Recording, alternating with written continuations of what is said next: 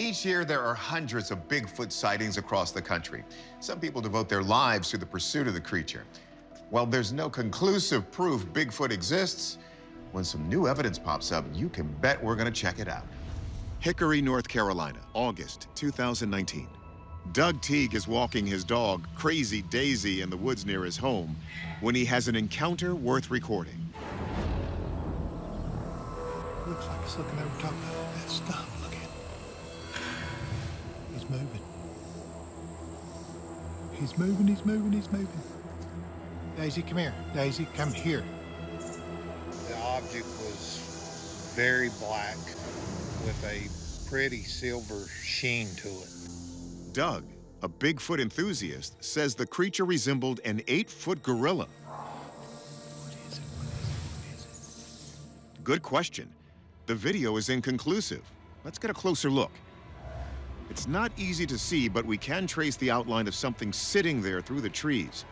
But Doug said the creature was doing much more before he started recording. I heard a couple knocks, just put it off as a woodpecker. Didn't think much about it. And then a rock was through that rolled down the hill. On to the right, there was loud grunts, numerous loud grunts. Tales of large ape-like creatures lurking in the forest of western North Carolina are as common as the region's yellow poplars. Sighting reports there go back into the 1800s and before. In 1979, a Bigfoot-type creature known as Nobby was reported multiple times only 40 miles away from this particular location. And Doug says he has something else, video and casts of footprints he made at the time of the encounter. Casts are kind of my thing, so I was excited to get in deep with this. Cliff Barrickman, who runs the North American Bigfoot Center, compares Doug's print casts with another he considers credible. Look at this cast, look at this cast. We have the toes across the front, what looks like an instep or an arch, and then 1, 2, 3, 4, 5. You have a divergent little toe right here, which I really like. That comes down. I think it's safe to say that's a very strong resemblance between the two. So Doug's video is kind of vague, but the footprints look like powerful evidence, right? Well, not so fast. There's a storied history of hoaxers who've made Bigfoot prints just to toy with the believers. So let's take the video to our experts, starting with anthropologist Kathy Strain. So this is one of the casts that he has, and it is extremely believable. The toes are all fairly even at the top. Strain says Doug's cast fit the profile of a giant hominid that might live in the woods. Those are clearly footprints. They clearly look to be 15 or so inches long. I can see the toes clearly. I can see the heel clearly. I think they're beautiful evidence that what he experienced that day was real. But when we take the prints to wildlife biologist Lucy Eckersley, she's less interested in their size than the distance between them. They're actually up to 6 feet apart. And when you think about that in comparison to the size of the animal that creates them, the animal would have to be around 15 foot tall to have a gait that long. Eckersley says you can't tell the size of the creature in the video, so maybe it is that big. But she pointed out something curious. Listen, there's something we're not hearing.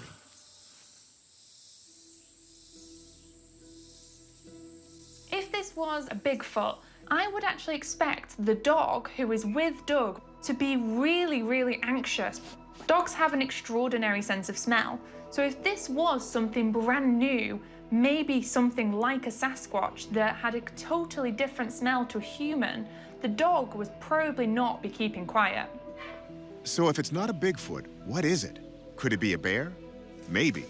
But remember, Doug said it threw rocks. Bears don't do that. They can grasp things between their paws, but they can't necessarily throw them. Eckersley proposes another theory. From what I can see, the animal is hunched over and appears to have fur covering its entire body. So it could be something like a silverback gorilla that sits in that posture. But hold up. Gorillas are not known to hang out in North Carolina, which raises another possibility. It could be a human who is wearing some kind of suit to make it appear like they are covered in fur. All things considered, I really don't know what this animal is. I agree. The footprints and casts are fascinating, but not conclusive. And the video is a bit of a wash. We just can't see the figure clearly enough. Our best guess? Man in a suit. But we can't completely say it's not the Bigfoot Doug said it was. He's convinced. This story goes all the way back to California in 1971. Al Berry and his friend Ron Moorhead have come to the Sierra Nevada mountains to investigate mysterious noises reported by a bewildered group of hunters.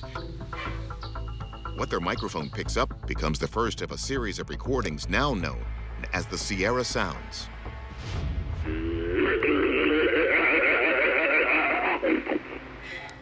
The recordings capture a series of guttural grunts, howls, and growls thought to be made by an alleged Bigfoot. Very first sounds were very aggressive, could be considered very scary, but again, they weren't coming after us, so we don't know the intent, we don't know their agenda, we don't know what it was.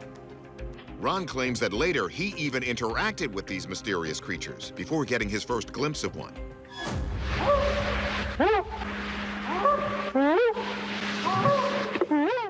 I was responding back to them, and that was probably the most unique Bigfoot encounter I've ever had. Field researcher Cliff Barrickman says the Sierra Sounds are the gold standard of Bigfoot vocalizations. I've spoken to several witnesses that have reported this kind of sound. That says something about the authenticity of not only their sighting, but these sounds. The recordings range from guttural growls to wild whoops to something that almost sounds like language. There's a retired cryptolinguist from the US Navy.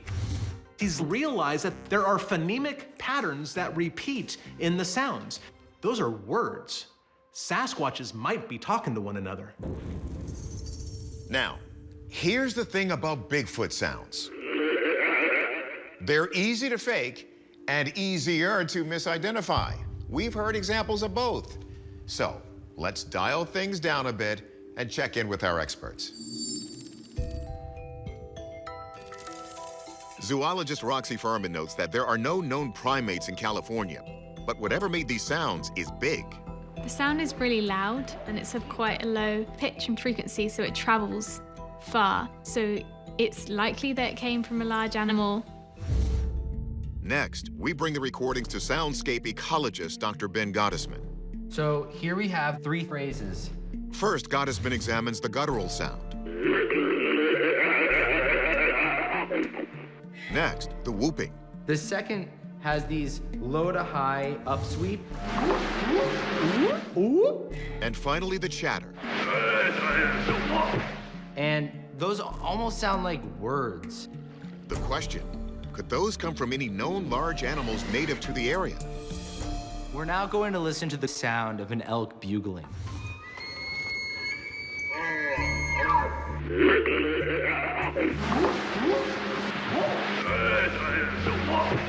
The sound of an elk bugling has much longer tonal signals. This is not a match. Now let's listen to the sounds of a black bear.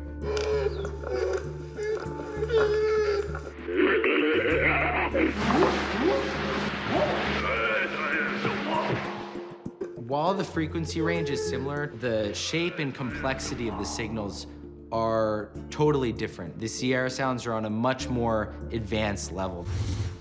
Gottesman also rules out an assortment of smaller creatures since they lacked lung capacity to create calls that loud and low. Gottesman also notices that whatever made these sounds has an enormous vocal range.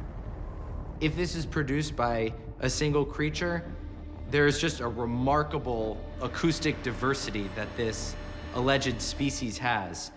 If they are an animal, I can't confidently point to one, especially one that's native to North America. So could the sounds have been made by other humans? I do not believe that it is possible for this to be human because it has a great variance of going to very high pitch down to a very low growl, all within seconds. We're not capable of that without blowing out our vocal cords. My conclusion is that they are real recordings of Bigfoot, and I base that on knowing how remote that location was and the impossibility for another human or other thing to have made those sounds. The Sierra Sounds recordings are legitimate. Scientists and even some linguists point to them as evidence multiple Bigfoots were communicating with each other, as well as with Moorhead and Barry. Our verdict here, unidentified animal sounds. Regardless of what made them, the Bigfoot legend continues to speak to us. The big question is, are we really listening? It's 2020 on a trail in the San Gabriel Mountains in Southern California. A hiker spots something odd nearby and starts recording. From a high vantage point, we see a craggy mountain in the distance. Suddenly, the camera zooms in on one of the nearby evergreens. Partway up the trunk, something or someone seems to be staring back. There's a figure right here, and it definitely appears to be a hominid shape. You see a head, what appear to be shoulders, and 2 arms, and possibly even 2 legs. And the figure appears to be maybe 15 or 20 feet up in the tree. Usually, Bigfoot sightings are associated with the northern part of the state, but it's not out of the question down south.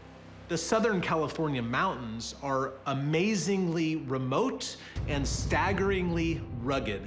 That area is perfect Sasquatch habitat. It just so happens that 3 years earlier, another sighting was reported just 60 miles from here in the San Bernardino Mountains, which doesn't surprise field researcher Cliff Barrickman. There are a small number of credible reports of rather large Sasquatches being up in trees or having been seen jumping down from trees. They have the shoulders, the hands, the arms. They're strong. They can pull themselves up. I mean, humans can climb trees, and Sasquatches are just better built humans, essentially, at the end of the day, way more apey than we are, and we're apes. Bigfoot is, by definition, big. Some say they grow to be 800 pounds. Could they really climb a tree and hang up there without breaking those branches? Or is this something else? Let's have our experts scale this mystery. There are no resources that would lure an adult up there. As far as an omnivorous primate in a temperate northern hemisphere forest, most of the carbs and sugars are in the understory or underground as roots and tubers and rhizomes and so on. The position of this creature in the tree suggests it would have to be on the smaller side. The possibility of tree climbing in Sasquatch would be largely constrained by size.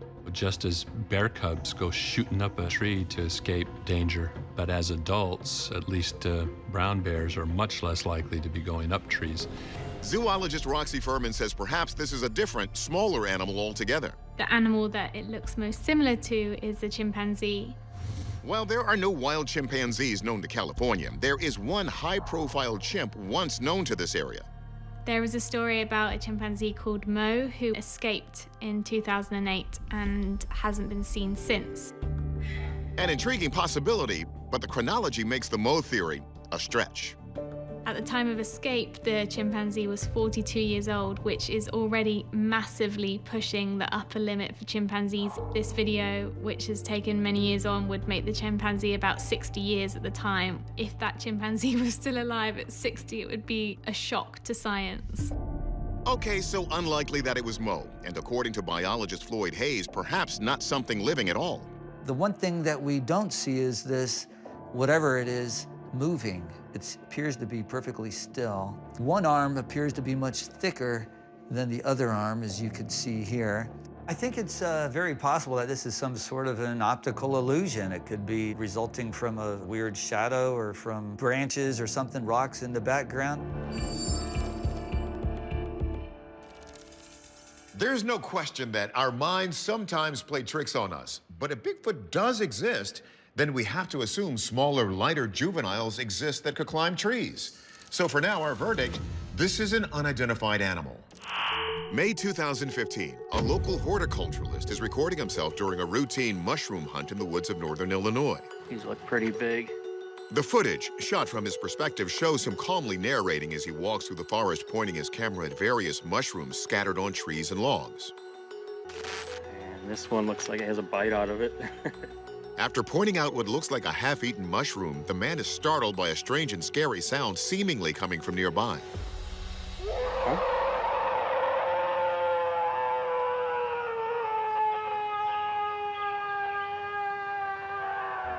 It's a long, drawn-out howl. It lasts about 9 seconds and certainly sounds like an animal of some kind.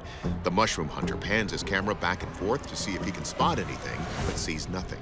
I think it's time to go. Field researcher Ken Gerhardt believes Bigfoot is a real primate, and like other primates, capable of producing a huge array of vocalizations and noises. So this I would characterize as a yell or a scream, which does fit into the paradigm of the Bigfoot world. Gerhardt claims Sasquatches are social animals and may vocalize if there's another one nearby. Most animals vocalize for a couple of primary reasons. One is for mating. But Gerhardt believes this actually isn't a mating call. It's a war cry. This particular vocalization has a definitive sound of aggressiveness. I would say whatever is making the sound is trying to scare this person out of its area.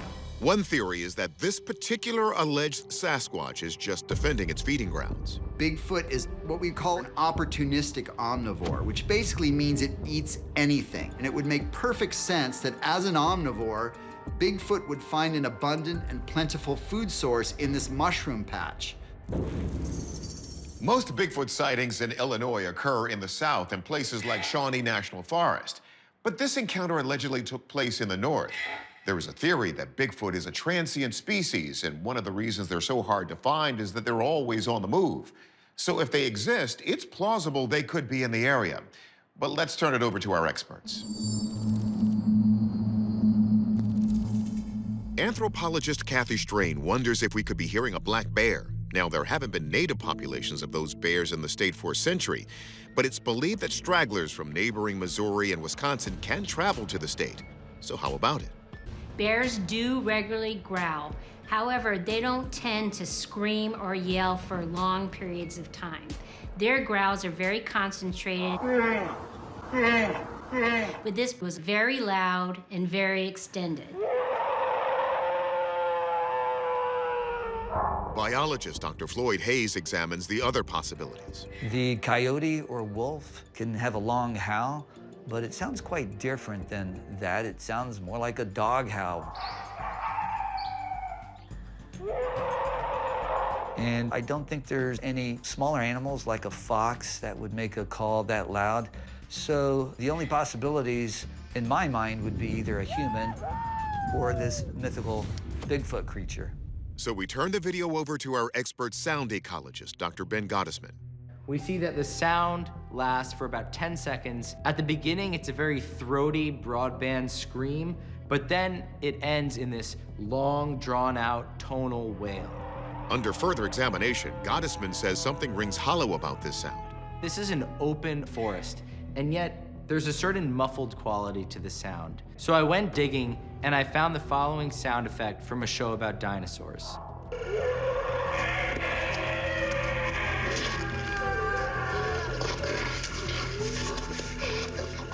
Sound familiar?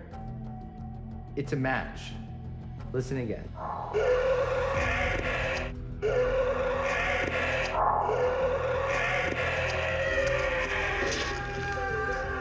This recording is a hoax. So, our verdict, this is a hoax.